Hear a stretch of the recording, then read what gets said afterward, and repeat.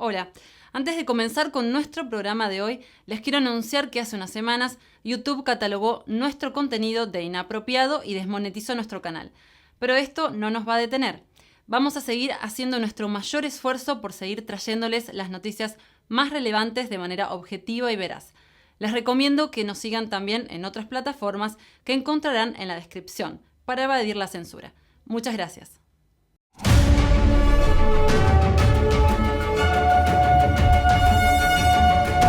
Bienvenidos a NTD Noticias. Mi nombre es María Laura Claverí y estas son las noticias de hoy. Hubo una fuerte repercusión entre los republicanos tras la primera conferencia de prensa del presidente Biden. Ya hay más de 16.000 jóvenes inmigrantes no acompañados en las instalaciones fronterizas. Un ex funcionario dice que esto se convirtió en una crisis sin precedentes.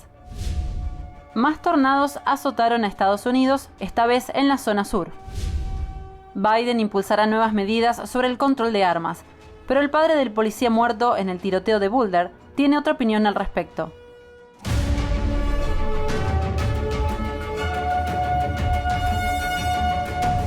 Prominentes republicanos reaccionaron a los comentarios del presidente Biden sobre la frontera sur durante su primera conferencia de prensa. El expresidente Trump dijo que lo que está haciendo es indignante. Los republicanos, incluido Donald Trump, reaccionaron el jueves a la primera conferencia de prensa del presidente Biden y a la crisis fronteriza. Biden afirmó que Trump dejó que los niños murieran de hambre en la frontera. Fox News pidió al expresidente que respondiera. En primer lugar, es todo lo contrario. Cuando terminamos lo que estábamos haciendo en la frontera, muy poca gente llegaba porque sabían que no iban a pasar.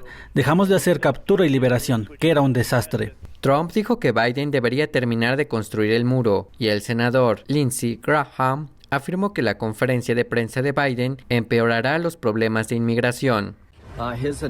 Su anuncio de que vamos a ofrecer 5,000 camas para menores no acompañados va a aumentar el flujo. Si estás aquí legalmente, los hijos menores pueden estar contigo. Entonces, ¿qué vamos a hacer? ¿Reunir a las familias de inmigrantes ilegales?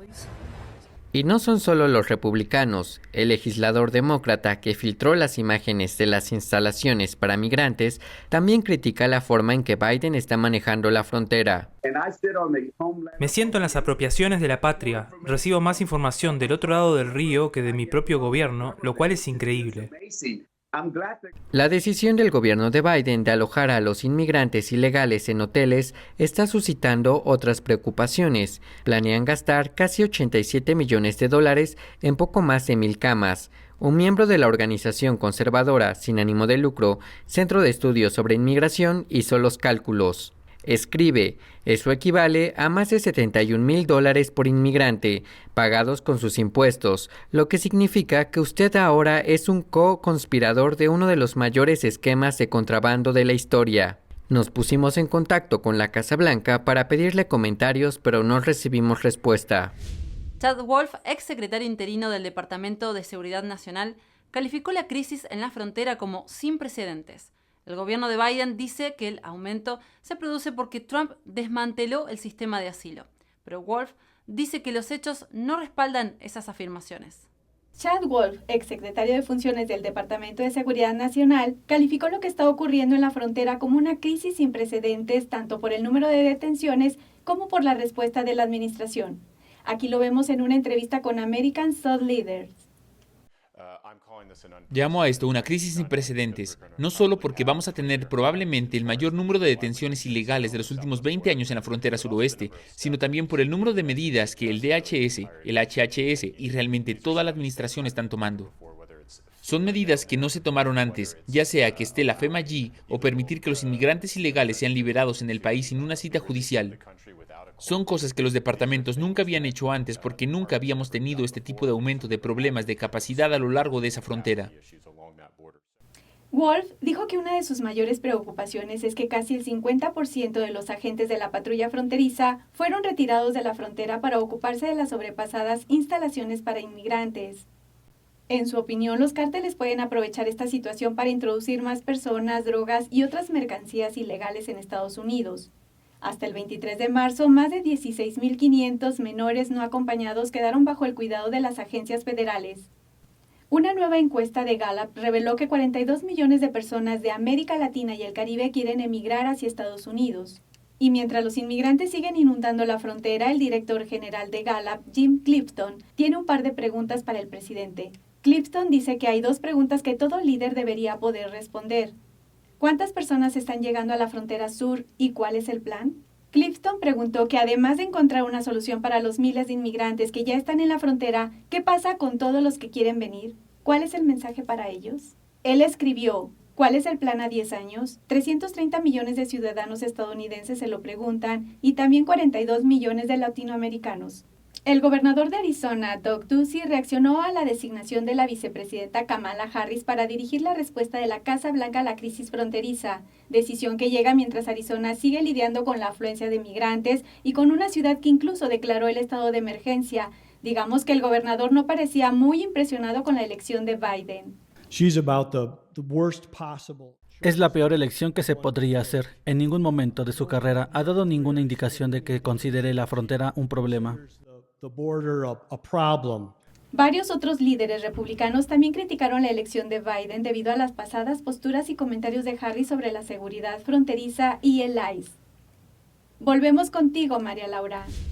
Una secuencia de destructivos tornados golpeó el sur de Estados Unidos. Las tormentas mortales barrieron Alabama el jueves antes de dirigirse a Georgia durante la noche. Poderosas tormentas eléctricas barrieron desde Mississippi hasta Carolina del Sur el jueves y continuaron hasta el viernes. Las tormentas generaron tornados que derribaron árboles y diezmaron casas. Alabama y Georgia se llevaron la peor parte. El meteorólogo John DeBlock dice que hasta 8 tornados golpearon Alabama. DeBlock dijo que un tornado en el oeste de Alabama recorrió unos 160 kilómetros sobre el terreno. Duró alrededor de 1 hora y 20 minutos. El sheriff del condado de Calhoun, Matthew Wade, dijo que 5 personas murieron a causa de las tormentas en su condado al noroeste de Alabama. Él dijo, citó, «Nuestros corazones, nuestros pensamientos y nuestras oraciones van a las familias y vamos a hacer todo lo posible para hacerles saber que los queremos». Algunos residentes describieron sus encuentros cercanos con los tornados y dijeron tener suerte de estar vivos. Cindy Smisserman dice que ella y su familia se apresuraron a entrar en su refugio contra tormentas al sur de Tuscaloosa, Alabama, antes de que un tornado destruyera su casa. James Danahway vive en Palham, Alabama, dijo que huyó de su habitación en el piso superior justo antes de que un tornado volara su techo. Las letales tormentas se desplazaron después hacia el norte de Georgia, donde se produjo otra víctima mortal. Un tornado golpeó el suroeste de Atlanta en la madrugada del viernes. Se informó de la muerte de una persona en Newman, Georgia, donde la escuela secundaria Newman sufrió grandes daños. Los residentes y los funcionarios todavía están escarbando en los escombros y evaluando el alcance de los daños. El presidente Biden dijo que impulsará nuevas medidas de control de armas tras el tiroteo de Boulder que dejó 10 muertos.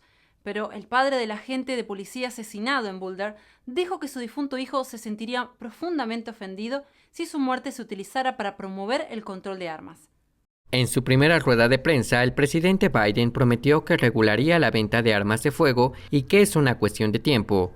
Cuando los periodistas le preguntaron si lo haría a través de acciones ejecutivas o a través del Congreso, dijo que todo lo anterior. Eso fue todo lo que Biden tuvo que decir sobre el control de armas en la conferencia de prensa. El líder de la mayoría del Senado, Chuck Schumer, dijo que quiere que los republicanos se unan a ellos, pero afirmó que si no lo hacen, los demócratas tomarán el asunto en sus manos.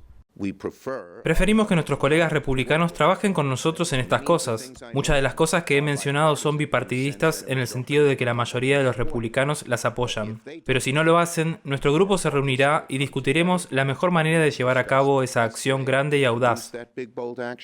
El líder de la minoría del Senado, Mitch McConnell, dijo que está abierto a un debate y que hay diferentes puntos de vista sobre cómo los dos partidos abordan la violencia con armas de fuego. Una cosa que sabemos con certeza es que estos tiradores están invariablemente incapacitados mentalmente. La incapacidad mental es un problema preocupante que resulta muy difícil de identificar de antemano. Así que veremos lo que el líder de la mayoría quiere proponer en el hemiciclo y veremos cómo es y tendremos un debate amplio y profundo.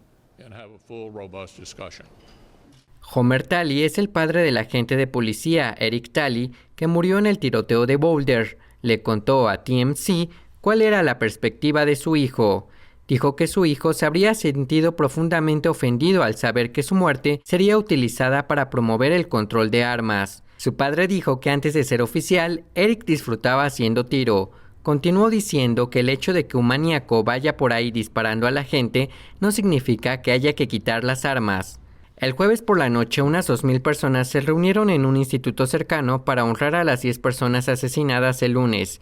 A primera hora del día, los abogados pidieron que el sospechoso, Ahmad Alissa, fuera sometido a una evaluación de salud mental antes de que continúe su juicio. La multitud leyó en voz alta los nombres de los fallecidos. Justo antes, un residente leyó los nombres de las 8 personas que murieron en otro tiroteo en Georgia unos días antes. Alissa está acusado de asesinato por el ataque en el que murieron 10 personas. También se le acusa de intento de asesinato de un agente de policía. El fiscal dijo que se esperan más cargos. Y luego de la pausa, los directores ejecutivos de Google, Facebook y Twitter testificaron ante el Congreso en una audiencia virtual.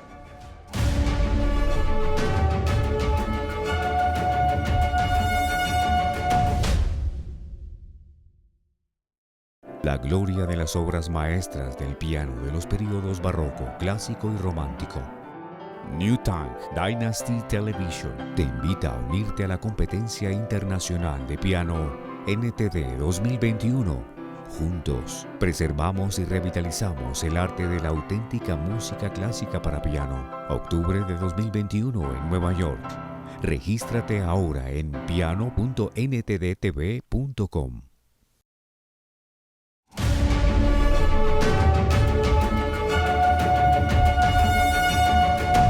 Los directores ejecutivos de Google, Facebook y Twitter testificaron ayer ante el Congreso en una audiencia virtual.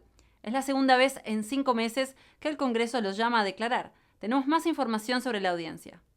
La audiencia virtual se centró en el papel de las redes sociales en, cito, promover el extremismo y la desinformación. Los legisladores interrogaron a los líderes de Google, Facebook y Twitter sobre una serie de temas como la censura, la difusión de información errónea y la naturaleza adictiva de las redes sociales y su impacto en la salud mental de los niños. Su modelo de negocio en sí mismo se convirtió en el problema y el tiempo de la autorregulación terminó. Es hora de que legislemos para que rindan cuentas. Eso es lo que vamos a hacer. Algunos legisladores dijeron que las plataformas fomentaban el extremismo y que jugaron un papel en la irrupción del Capitolio del 6 de enero. Otros, como el representante Bob Latta, se pronunciaron en contra de la censura de las voces conservadoras en las redes sociales, calificándola de antiestadounidense. Mark Zuckerberg de Facebook se refirió a la censura, en particular de los líderes electos. A mucha gente le preocupa que las plataformas puedan censurar a los líderes electos. A mí también. No creo que las empresas privadas deban tomar tantas decisiones por sí solas. Necesitamos un proceso de rendición de cuentas y por eso creamos una junta de supervisión independiente que pueda anular nuestras decisiones. Pero no estuvo de acuerdo en que las redes sociales sean responsables de dividir a la nación. Creo que la división que vemos hoy en día es principalmente el resultado de un entorno político y mediático que separa a los estadounidenses y tenemos que tener en cuenta eso si queremos progresar. Jack Dorsey de Twitter se pronunció en contra de un exceso de regulación gubernamental diciendo que reduce la innovación y la capacidad de decisión. Si en lugar de eso nos levantáramos mañana y tuviéramos que pedirle al gobierno que nos diga qué contenido tenemos que quitar o dejar, podríamos acabar con un servicio que no podría usarse para cuestionar al gobierno. Sundar Pichai, CEO de Google, defendió la necesidad de la sección 230 diciendo: nuestra capacidad de proporcionar una gama de información y puntos de vista, mientras que también es capaz de eliminar la desinformación, es posible solo gracias a los marcos legales como la sección 230. Y los legisladores arremetieron contra los gigantes tecnológicos por el impacto negativo de las redes sociales en los niños y la salud mental. Zuckerberg dijo que esas afirmaciones no son concluyentes y que estar conectado es algo ampliamente positivo. En cuanto al plan de Facebook de crear un Instagram para niños menores de 13 años, Zuckerberg dijo que aún no se han concretado los detalles, pero cree que será importante que los padres puedan supervisarlo. El gobernador de Georgia informó el jueves una amplia ley de reforma electoral. El proyecto de ley incluye medidas para mejorar la seguridad e integridad de las elecciones. Georgia se enfrentó a acusaciones de fraude en las elecciones presidenciales de 2020. El gobernador Brian Kemp reconoce que muchos georgianos no tienen confianza en las elecciones del estado después de 2020. No hay duda de que hubo muchos problemas alarmantes con la forma en que se manejaron las elecciones, y esos problemas comprensiblemente llevaron a una crisis de confianza en las urnas aquí en Georgia. Este proyecto de ley intenta abordar esos problemas. Rápidamente empezamos a trabajar con la Cámara de Representantes y el Senado en nuevas reformas para que sea fácil votar y difícil hacer trampas. Esto es lo que hace esta ley. La norma exige un documento de identidad con foto aprobado para votar en ausencia. Kemp dice que esto hace que el voto en ausencia sea más seguro y más rápido de verificar. Si los votantes quieren votar en ausencia, tienen que solicitar una papeleta al menos 11 días antes de las elecciones. La ley también da al Estado más autoridad para supervisar las prácticas electorales del condado. Kemp dice que el proyecto de ley también amplía el acceso al voto, obliga a acceder al voto anticipado mediante buzones seguros. Kemp dice que la izquierda radical está utilizando tácticas escandalosas y engañosas para atacar esta nueva ley. Según ellos, si apoyas la identificación del votante para el voto en ausencia, eres un racista. Según ellos, si crees en la protección de la seguridad y la santidad de las urnas, eres un, cito, Jim Crow con traje y corbata. Arizona, Pensilvania y otros estados están considerando una legislación similar. Se espera que los grupos de derechos civiles y libertades civiles impugnen la legislación en los tribunales. Otros 2 condados de Virginia aprobaron anoche resoluciones que condenan la sustracción forzada de órganos a presos de conciencia del Partido Comunista Chino. Los condados se unen ahora a un esfuerzo nacional y mundial para poner fin a las brutales violaciones de los derechos humanos perpetrados por el Partido Comunista. Melina Weisskopf, de NTD, nos trae más información desde Virginia. Aquí en el condado de Spotsylvania, los miembros de la junta directiva aprobaron esta noche una resolución para condenar la sustracción forzada de órganos por parte del régimen chino a prisioneros de conciencia. En la última década, informes revelaron que el PSC asesina a prisioneros de conciencia para abastecer su industria de trasplantes de órganos. Muchos de los órganos sustraídos proceden de personas perseguidas por sus creencias, como los practicantes de Falun Dafa. Mi marido murió a causa de la persecución. Mi familia está rota, mi negocio perdido. Encarcelada durante 7 años por practicar Falun Dafa, afortunadamente ella no fue una de las decenas de miles de personas que sucumbieron al abuso de la sustracción de órganos del régimen. Criminalizar a alguien para quitarle algo que es tan valioso para su vida es simplemente inhumano. Por lo tanto, habrá una resolución de la Junta de Supervisores de Spotsylvania que condena en los términos más fuertes posibles la persecución a Falun Dafa y la sustracción de órganos patrocinada por el Estado de todos los prisioneros de conciencia que actualmente lleva a cabo el régimen comunista chino. Y cada día son más los estadounidenses que se posicionan en contra de este acto inhumano. Levantémonos y seamos fuertes y digamos basta. Este condado de Virginia es el 9º del estado que aprueba una resolución de este tipo contra los abusos de derechos humanos del PSC. No queremos que nada de esto pase desapercibido, así que se empieza a nivel local y se va subiendo. Las campañas de concienciación han tenido mucho éxito aquí en Virginia y esperamos que esta despegue. El Congreso de Estados Unidos ya aprobó una resolución, pero aún no llega al Pleno del Senado. Pero los esfuerzos a nivel federal resurgieron de nuevo. Congresistas presentaron un proyecto de ley bipartidista denominado Ley para detener la sustracción forzada de órganos. Y el líder de la minoría de la Cámara de Representantes, Kevin McCarthy, expresó su apoyo a la misma. Y esto no se limita a Estados Unidos, sino que también se están realizando esfuerzos a nivel mundial. Por ejemplo, Israel prohíbe a las compañías de seguros el reembolso de los trasplantes recibidos en países que infringen las directrices israelíes sobre comercio y tráfico de órganos. Pero los activistas afirman que se necesitan más esfuerzos internacionales para combatir esta atrocidad. La situación de fondo es que aún no se detiene la sustracción de órganos de practicantes vivos de Falun Dafa por parte del Estado chino. Dice que organizaciones como la OMS han estado trabajando con el PSC para engañar al mundo y que los líderes mundiales no pueden hacer la vista gorda ante esta realidad. Y con cada vez más resoluciones de este tipo aprobados tanto a nivel local como federal, muchos tienen la esperanza de que el cambio esté a la vuelta de la esquina. Informando desde el condado de Spotsylvania, Virginia, Melina Weisskopf, NTD News. Siguen abriéndose partes de Nueva York que antes eran esenciales para la vida de la ciudad. La ciudad ha anunciado que una de sus atracciones más emblemáticas volverá a funcionar pronto. Veamos de qué se trata. El alcalde de Blasio dice que el show debe continuar. Anunció un plan para reabrir los teatros de Broadway, una parte fundamental de la cultura de la ciudad de Nueva York. Los teatros abiertos no solo beneficiarán a la cultura de la ciudad, sino también a la economía que se ha visto debilitada por los cierres. 100.000 empleos en el sector y un impacto económico de $15.000 millones al año. Necesitamos que esté de vuelta a todos los niveles.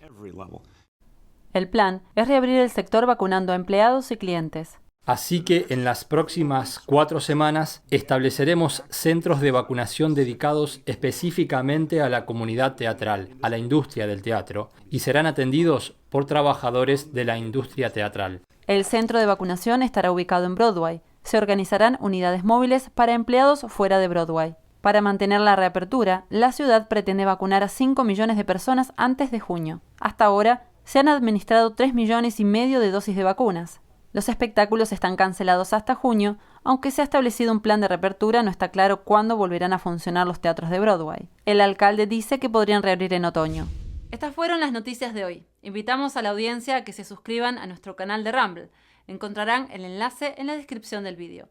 También los invitamos a que se suscriban a nuestra lista de correo para recibir así nuestras novedades, en especial en caso que debamos cambiar de plataforma. También encontrarán el enlace en la descripción.